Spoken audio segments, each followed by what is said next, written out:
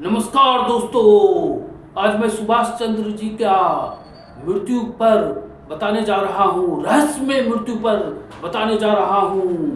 दोस्तों, आज मैं इस वीडियो में बताने जा रहा हूँ कि सुभाष चंद्र बोस का रहस्यमय मृत्यु का फाइल मिल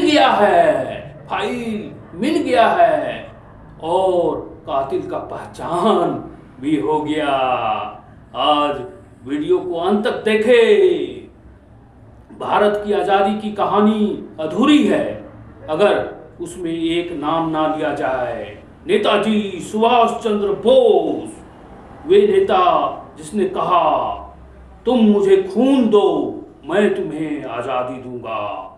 लेकिन सवाल आज भी जिंदा है, क्या नेताजी की मौत सच में 1945 में हो गई थी?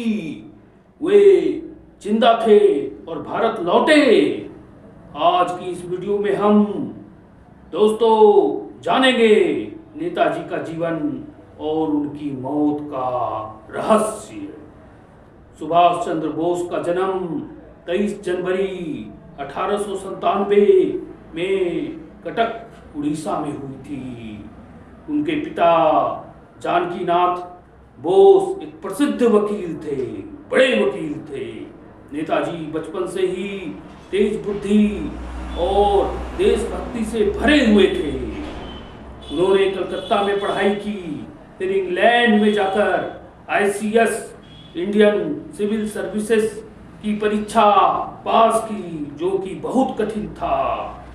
लेकिन उन्होंने अंग्रेज सरकार की नौकरी को ठुकरा दिया क्योंकि देश की गुलामी उन्हें मंजूर नहीं थी।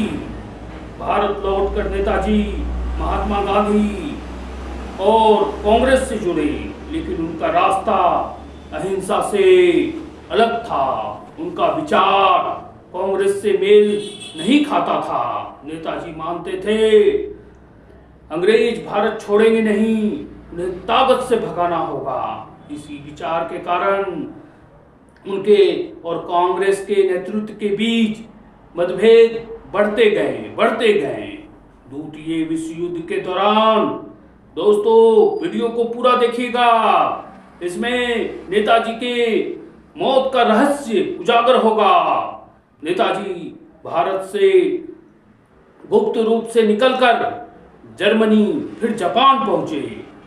यहाँ उन्होंने बनाई आजाद हिंद फौज INA। उनका नारा दिल्ली चलो और ऐतिहासिक वाक्य जो सभी जानते हैं, बच्चे बच्चे जानते हैं इस देश के, तुम मुझे खून दो, मैं तुम्हें आजादी दूंगा। आजाद हिंद फौज ने ब्रिटिश सेना के खिलाफ पूर्वोत्तर भारत में मोर्चा खोल दिया। सरकारी कहानी कहती है कि 18 अगस्त 1945 को ताइवान में एक विमान दुर्घटना में नेताजी की मृत्यु हो गई थी। लेकिन यहीं से शुरू होता है सबसे बड़ा रहस्य। सवाल जो आज भी अनुत्तरित है, जिसका उत्तर नहीं है, नेताजी का शव कभी सार्वजनिक क्यों नहीं किया गया? DNA टेस्ट क्यों नहीं हुआ? और जापान और रूस की फाइलें सालों तक गुप्त क्यों रही? अभी निकली फाइलें। गुमनामी बाबा थ्योरी है। भारत में एक संत थे गुमनामी बाबा, फैजाबाद। कई लोगों का मानना है कि गुमनामी बाबा ही नेताजी थे।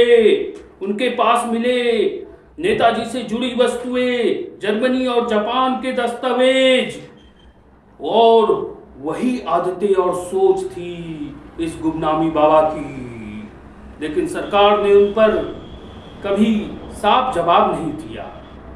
भारत सरकार ने सालों बाद नेताजी से जुड़ी कुछ गुप्त फाइलें सार्वजनिक की, लेकिन मौत की गुत्थी आज भी पूरी तरह नहीं सुलझी। दोस्तों, मौत की गुत्थी अभी तक पूरी तरह उस फाइलों से नहीं सुलझी। केवल शक का सुई कांग्रेसियों पर गया कि और जो कांग्रेस के बड़े नेता थे वे नहीं चाहते थे कि सुभाष चंद्र बोस आए और भारत में चमके क्योंकि सुभाष चंद्र बोस प्रधानमंत्री बन सकते थे। नेताजी सुभाष चंद्र बोस सिर्फ एक इंसान नहीं, एक विचार थे। उनकी मौत रहस्य हो सकती है, लेकिन उनका बलिदान भारत के दिल में हमेशा जिंदा रहेगा। जय हिंद।